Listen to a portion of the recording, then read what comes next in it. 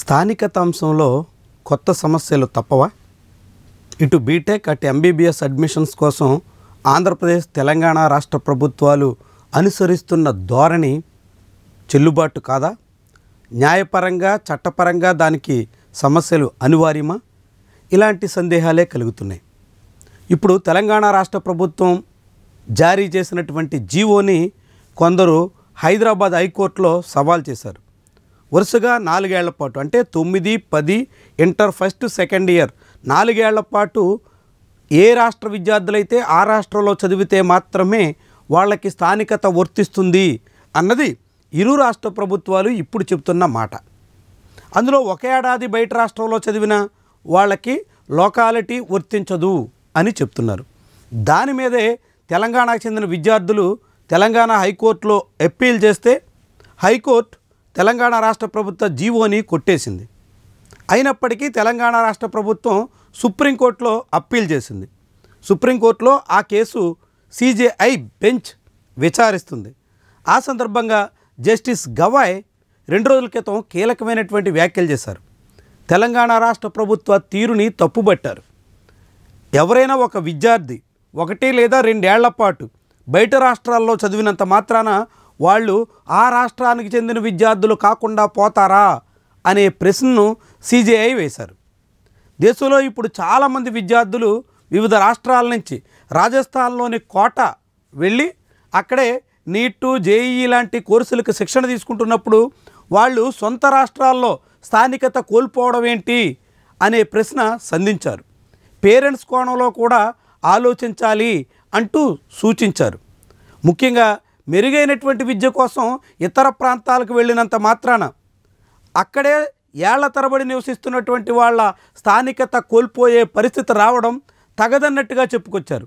దీనికి ఒక పరిష్కారాన్ని తెలంగాణ రాష్ట్ర ప్రభుత్వమే కనుగొనాలని, 1 ఏడాది 2 ఏళ్ల పాటు బయట చదివినంత మాత్రాన మొత్తం స్థానికతే పోతుంది అనే వైఖరి సరికాదన్నట్టుగా సుప్రీంకోర్టు సిజేఐ చెప్పుకొచ్చారు. దాంతో ఇప్పుడు ఈ వ్యవహారం చాలా ఆసక్తికరంగా మారుతోంది. రాష్ట్ర ప్రభుత్వం సమగ్రమైనటువంటి విధానాన్ని రూపకల్పన చేయకపోతే ఈ పిటిషన్ని మేమే డిస్మిస్ చేస్తాం అన్నట్టుగా కూడా సిజేఐ గవాయ్ హెచ్చరించారు. దాంతో ఇప్పుడు తెలంగాణ రాష్ట్ర ప్రభుత్వానికి స్థానికత మీద ఇచ్చిన జీవో ఒక సవాలుగా మారుతోంది. 1 ఏడాది పాటు ఎక్కడో కర్ణాటకలో, ఆంధ్రప్రదేశ్లో చదివారనేటువంటి పేరుతో తెలంగాణలో అడ్మిషన్ కోల్పోతున్నటువంటి వాళ్ళందరికీ ఊరట దక్కే పరిస్థితి రాబోతోంది. తెలంగాణ రాష్ట్ర ప్రభుత్వం ఇచ్చిన జీవో తర్వాత ఆంధ్రప్రదేశ్లో జీవో నెంబర్ 20ని రిలీజ్ చేశారు. ఇక్కడ కూడా అదే పరిస్థితిలో 4 ఏళ్ల పాటు ఏపీలో చదివినటువంటి వాళ్ళకి మాత్రమే స్థానికత వర్తిస్తుంది అన్నట్టుగా నిబంధన పెట్టారు. ఈ ఏడాది ఏపీ సెట్ ద్వారా జరుగుతున్నటువంటి అడ్మిషన్స్, నీట్ ద్వారా ఎన్టీఆర్ హెల్త్ యూనివర్సిటీ జరిపేటువంటి అడ్మిషన్స్, ఈ రెండిట్లోనూ ఈ జీవో ప్రకారంగా అడ్మిషన్ చేసేదానికోసం సన్నాహాలు చేసుకుంటున్నారు. దీని మీద ఇప్పుడు సుప్రీంకోర్టులో సిజేఐ చేస్తున్నటువంటి కామెంట్స్ని బట్టి చూస్తుంటే ఈ జీవో కూడా ప్రశ్నార్థకమే అనే అనుమానం కలుగుతుంది. ఒకవేళ సిజేఐ తెలంగాణ రాష్ట్ర ప్రభుత్వం జారీ చేసినటువంటి జీవోని చెల్లుబాటు కాదు అనేటువంటి రీతిలో తీర్పిస్తూ తెలంగాణ రాష్ట్ర ప్రభుత్వ పిటిషన్ని డిస్మిస్ చేస్తే అది ఖచ్చితంగా ఆంధ్రప్రదేశ్కు కూడా వర్తిస్తుంది. మరి ఆంధ్రప్రదేశ్లో ఇచ్చిన జీవో నెంబర్ 20 వర్తించకపోతే ఇప్పుడు నాన్ లోకల్ కోటాలో చేరుతున్నటువంటి అనేక మందికి మళ్ళీ లోకల్ కోటా వర్తిస్తుందా? మరి నష్టపోతున్న విద్యార్థుల పరిస్థితి ఏంటి? ఈ ఏడాది అడ్మిషన్ సందర్భంగా అనేక మంది ఇబ్బందులు పడుతున్నటువంటి తరుణంలో వాళ్ళందరికీ ప్రత్యామ్నాయం ఏంటి? ఇలాంటి ప్రశ్నలు కూడా ఉత్పన్నమవుతున్నాయి. మరి దీని మీద కేంద్ర ప్రభుత్వం స్పష్టమైనటువంటి నిర్ణయం తీసుకోవలసి ఉంది. అందుకు తగ్గట్టుగా ఆంధ్ర, తెలంగాణ రాష్ట్ర ప్రభుత్వాలు కూడా స్పందించాల్సి ఉంటుంది.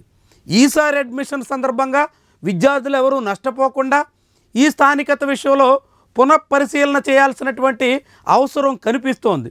ఎందుకంటే గతంలో 371D ప్రకారంగా రాష్ట్రపతి ఉత్తర్వులను అనుసరించి స్థానికత నిర్దేశించారు.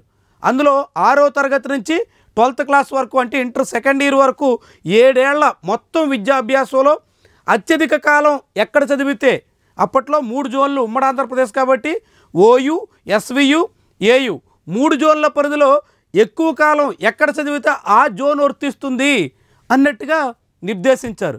ఇప్పుడు ఉమ్మడి రాష్ట్రం విభజన తర్వాత 10 ఏళ్ల పాటు జాయింట్ కౌన్సిలింగ్ తర్వాత కొత్తగా తీసుకొస్తున్నటువంటి ఈ జీవోల కారణంగా కేవలం 4 ఏళ్లకు మాత్రమే దాన్ని పరిమితం చేస్తున్నారు.